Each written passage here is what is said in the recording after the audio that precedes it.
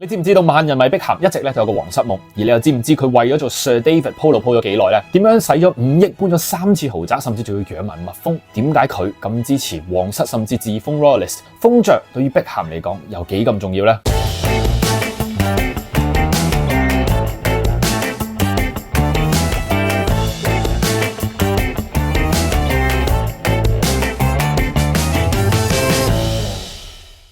碧咸當年憑住7船斬幫曼聯贏咗6次英超冠軍、2次足總杯同埋1次歐聯。99年就娶埋 Spice Girls 成員 Victoria， 轟動全球，人人視之為金童玉女。喺呢一個風光嘅背後，碧咸原來一直都有個終極夢想，就係成為英國嘅爵士。而呢一個夢想一早就喺佢童年嘅時候已經萌芽。碧咸喺倫敦東部 Leytonstone 嘅一個工人社區長大，老豆咧就係一個廚房裝修工人，阿媽就係髮型師。碧咸嘅父母同埋祖父母都係堅定嘅愛國者，一直灌輸小碧咸愛國嘅精神。喺屋企睇晒國慶同埋皇室嘅慶祝活動轉播，都係已經係家常便飯。老豆又會帶佢去睇國家隊比賽，耳濡目染之下就對國家同埋皇室極度敬仰。事實上咧，碧咸一直都不諱言，將皇室夢擺喺嘴邊，逐步接近皇室。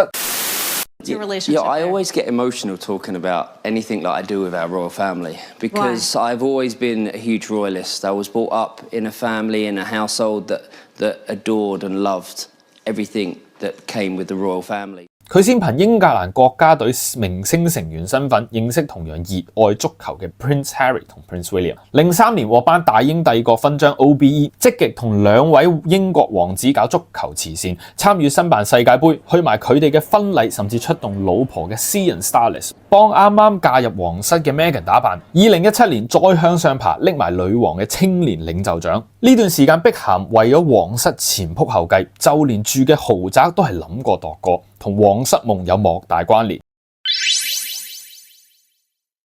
1999年，佢哋就搬入咗 Hertfordshire， 價值250萬英鎊嘅 Ronniebury House。嗰陣就已經俾傳媒戲稱做 Buckingham Palace， 同白金漢宮都只係差1個英文字母。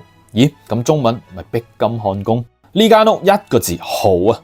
佔地24英畝，相等於13.6個足球場，使咗幾百萬英鎊裝修，有足球場、室內泳池、宴會廳、人工湖、直升機停機坪，仲用咗同白金漢宮一樣嘅古典裝修風格。之後碧咸就喺呢一間屋度舉辦咗好多次嘅名流派對。不過呢一間屋有一個致命嘅缺點，就係離皇室太遠啦，去倫敦足足要1個鐘嘅車程。就算 Prince William 突然間想揾你做慈善 project 都唔方便啦。所以碧咸喺2014年就把心一橫，買咗自己嘅小王國，直接搬入倫敦嘅 Holland Park 豪宅，同白金漢宮就剩翻9分鐘嘅車程，同老友 Prince William 住嘅 Kensington Palace 就係更加隔離鄰舍，只係剩翻3分鐘嘅車程。事實證明呢一個用咗2100萬英鎊買翻嚟嘅改變係值得嘅。呢一棟6層高嘅2級歷史維多利亞式嘅建築，屋嘅位置就已經爆晒分啦，再加上碧咸身上嘅貴族標籤效應，又方便私底下會見 William。間屋又有宴會廳同酒窖，咩上流派對、慈善活動都聚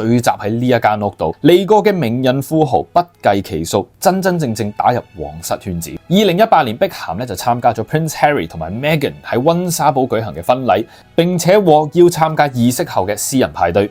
2022年拒絕用 VIP 通道喺倫敦排隊13個鐘，向英女王作出最後嘅致敬。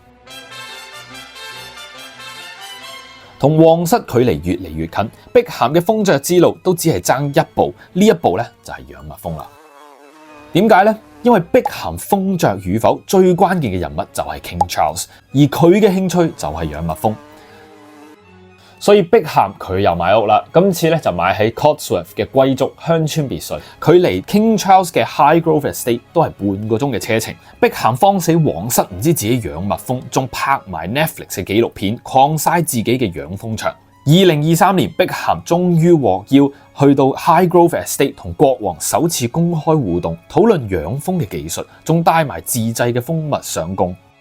之後碧咸就做埋 King's Foundation 大使，直接參與國王嘅慈善項目。2024年用呢一個身份參加白金漢宮舉行嘅卡達國宴，同皇室嘅關係終於擴展到正式場合。嚟到今年嘅6月14號，碧咸嘅名出現喺皇室公佈嘅榮譽名單，獲封為爵士，成為 Sir David Beckham， 夫人 Victoria 就成為 Lady Beckham。真真正正咁圓夢。碧咸嘅封爵之路又對你有咩啟發呢？拋開醜聞同埋花邊新聞，其實碧咸咧係一個目標好明確嘅人，為咗封爵持續努力咗好多年，而家3間豪宅就印證佢嘅3個努力階段。你哋又點睇呢？歡迎留言話我知。